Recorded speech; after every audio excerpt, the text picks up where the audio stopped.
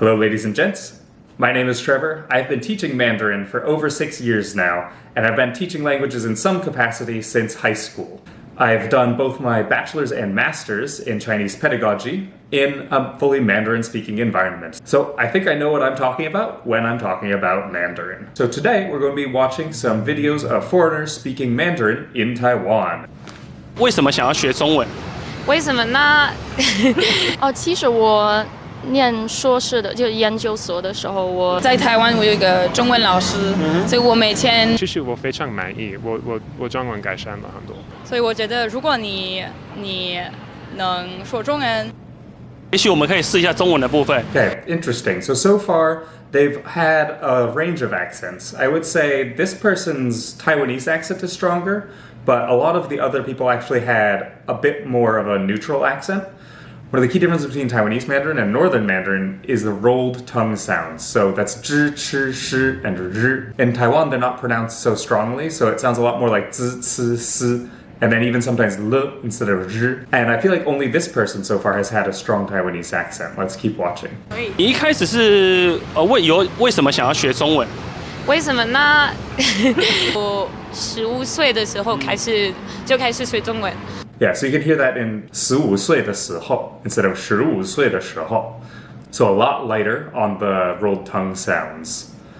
All right, let's keep watching. Why is she learning Mandarin? 所以就是因为我对中国语言、中国文化、中国历史有心，所以我其实学中文啊，然后我再决定了我要去台湾进步我的中文，还有其实我的研究，因为。So this is actually an issue that a lot of English speakers will run into when speaking Mandarin. So 进步 is not a verb you can use with objects in Mandarin. So you have to say 让我的中文进步, but you cannot say 进步我的中文. That's not something that you can say. I'd have to say her Mandarin overall is pretty strong. She's expressing herself well and it's comprehensible. There are a couple places where tones are a bit of an issue. So she's saying Taiwan, whereas it should be Taiwan. But that's just a small error. She seems quite fluent. She seems quite comfortable with the language, which I think is really key. And it's completely comprehensible. So I'm impressed. 我是研究所的学生，我是台湾历史研究的学生。那我知道很多就是外国人，他们学中文很困难嘛。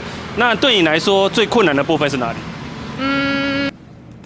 ？Before she answers, I'll have to say my part. So for me, the most difficult part was tones as well. A lot of people will think characters because it's such a foreign writing system, but I feel like you have a lot more control over characters, whereas tones really is about getting used to the sound, and so it's a lot harder to just practice tones in terms of listening and producing them. So for me, I feel like the last thing I got really comfortable with was tones. Let's see what she says.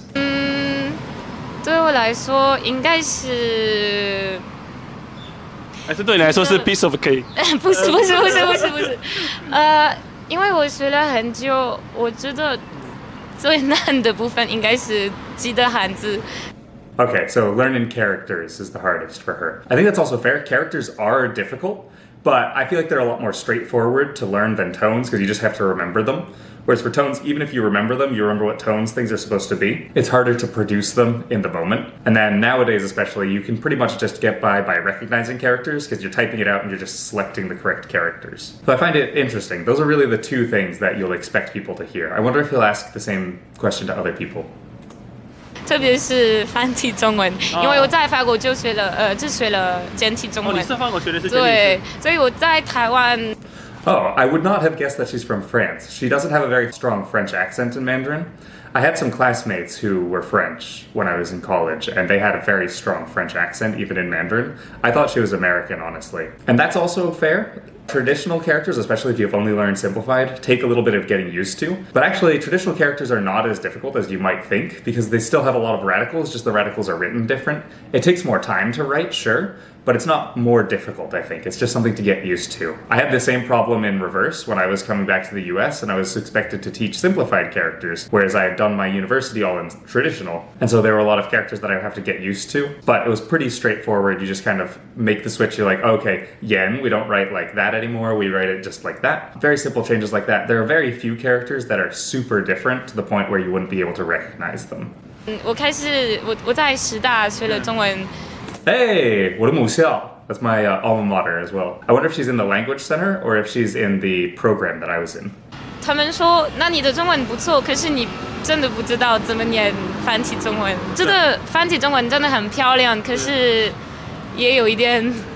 因为它每个字都是 unique 的，对，所以你必须要去背，跟那个英文不一样，对。还有。I have to disagree with him slightly here because a lot of parts will repeat. So you do have to remember all of the parts, but you can also just remember how the parts go together for certain characters. There aren't a whole lot of characters once you've learned, let's say 1,000 characters. There aren't a whole lot of characters that have completely new elements to them that you haven't seen before. That's very rare. 我觉得有人他们很容易记得怎么写这些汉字，可是对我来说，我不知道为什么，可是我很难学这个。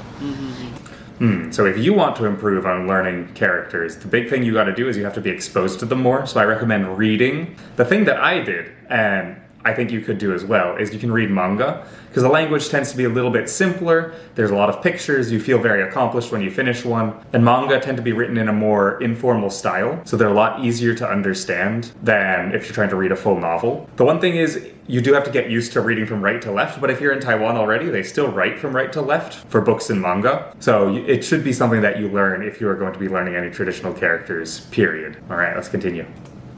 比方说，我觉得有很多人，他们觉得声调是最困难的，可是对我来说，我觉得还好。这个如果我们从刚刚聊话到现在，我觉得你的声 Yeah, so interesting. So she thinks that tones are actually not as hard. I agree, her tones are pretty good. Of course, there's just some room for like, the more she hears, the more she speaks, the better her tones will be. One thing that really helped me, and I don't know if this is something that you would want to try, is I would just look at every sign and try to read it with the correct tones in Mandarin. I don't know if that's feasible, especially if you are in a place that doesn't have a lot of signs in Mandarin. That might not be something that you can do. But that was just a way for me to practice tones when I was out and about. And I think my tones are pretty good. 声调是很不错的。谢谢。没有，真的是还不错，蛮不错的。谢谢。对。Okay, so that was our first person. Our next person is standing out in front of Taipei 101, Taipei 101, and we'll see what is going on. 你中文学多久？大概1年。Okay. So she's learned for a year. Let's see how she's learned in this year, because she doesn't sound like she's only learned for a year abroad. She's probably spent this time all in Taiwan. So let's listen to see how her experience is. 你是在这里学1年，还是有先学再过来？在这里大概1年，然后来台湾1年。那你一开始学习？ Okay, I'm glad they're taking out the microphone because it's a little bit difficult to hear what she's saying. But it sounds like her understanding's pretty good. It does sound like her speaking's pretty good. That's a lot of progress to make in 1 year, especially with 3 of the months not being in Taiwan. But this is one of the huge advantages of being in the country where they speak the language is you really get a lot of exposure to the language and just so much time in contact with it. But if you're motivated to learn a language and you have the opportunity to go to a country that speaks the language, you're going to make so much progress so quickly. 那中文的动力是什么？其实我念硕士的就研究所的时候，我就是研究的是跟东亚的气候变化有关，所以我就是想，如果我想在这里找工作，就是关于气候变化的工作。语言会是一个很重要的。应该是对。So she's expressing herself quite well. You can tell that this is kind of her field that she likes to talk about. That's a really strong motivation. She was studying East Asian climates, and so now she needs to have the language skills to back that up and to actually find a job in this market. So I think that's another huge factor. She has such a strong motivation for learning this language that she's going to do very well with it. Yeah, so those are our 2 big takeaways so far. Time in contact with the language, and then motivation and just keeping up with it are huge. Let's keep going. 那你来之前呢，跟真的来这里之后，你的感觉是什么？其实我觉得我来之前就是对台湾的了解，就是对台湾不熟，所以没什么想。没有什么期望。对，所以就是现在很满意，就是很喜欢住在台湾的生活什么的。对。你觉得现在中文的程度大概到哪里？就是还好，还可以。Yeah, I would say that's a fair assessment. Like, I think she's being very modest there. She's made an impressive amount of progress for just learning for 1 year. But I would say her Mandarin's quite good, especially for that 1 year. And because of the subject she's studying, it needs to get very good, I'm sure, for all of the technical terms. But yeah, it's very impressive. 可以。听起来感觉应该快高级了。应该算不上高级。那你在平常生活中用中文啊，有没有觉得有困难的地方？我觉得每天差不多，我做的事就差不多一样，所以没有就是很大的困难，就是看。That is something that you do run into, though. So I also experienced this when I was in Taiwan. Sometimes you would get used to your everyday interactions, and so you would not be challenging yourself in the language. So you'd be like, okay, I can order coffee, I can order at a restaurant, I can buy things, I can ask where things are, I can ask for directions. I can take care of all of my basic needs. But unless you put in extra effort, it's hard to progress beyond that point. But I think that's a very good thing to be aware of, is like you're in danger of plateauing if you never challenge yourself. And so in her case, I'm sure just taking classes or reading in Mandarin or just getting extra exposure in new and different ways are going to help a lot in terms of continuing to advance. And of course, I'm not saying that she's not doing these things. I'm just saying if you ever feel like that, or if you are in a foreign country and you're running into this problem where you feel like you've plateaued, you can't get any better, but you can take care of all of the basic things, the next place where you want to look is to books or entertainment or new situations in which you can use the language, because that's really how you're going to go to the next level. That's how you're going to get to a higher level of proficiency. 可能看新闻的时候真的听不懂。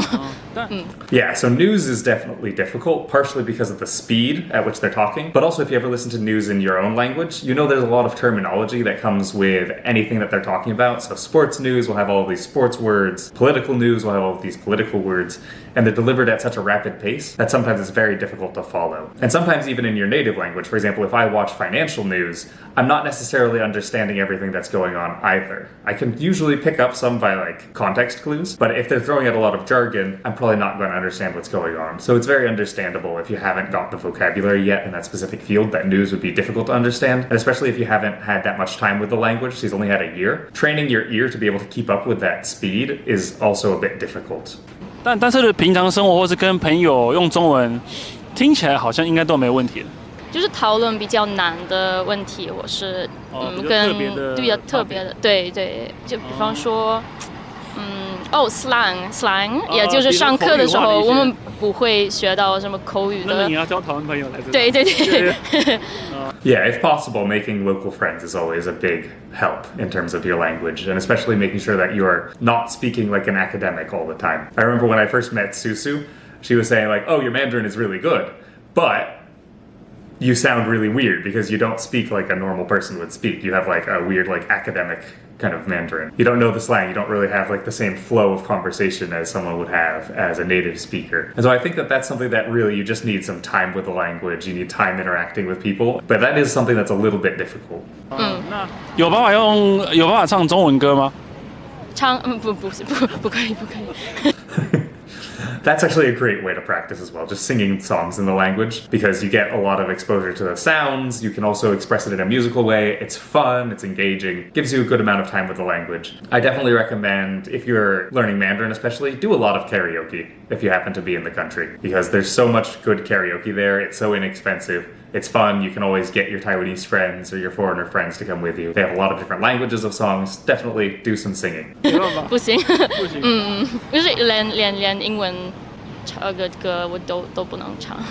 Of course, that depends on if you're interested in singing in the first place. If you're not interested in singing at all, then it doesn't make sense to force yourself, I would say. So I think we're gonna wrap it up there for today. Our big takeaways are just spend some time with the language. If you're struggling with characters, spend some time with characters. If you're struggling with listening, spend some time with listening. Another thing I would like to add is if you feel like you're plateauing or not making progress, just push yourself a little bit. You don't wanna go way in over your head, but just try something a little bit different, and that'll get you some extra exposure in the language. So that's all for today. I'll react to the second half in a future video, hopefully, and we'll see how that goes. All right. 再见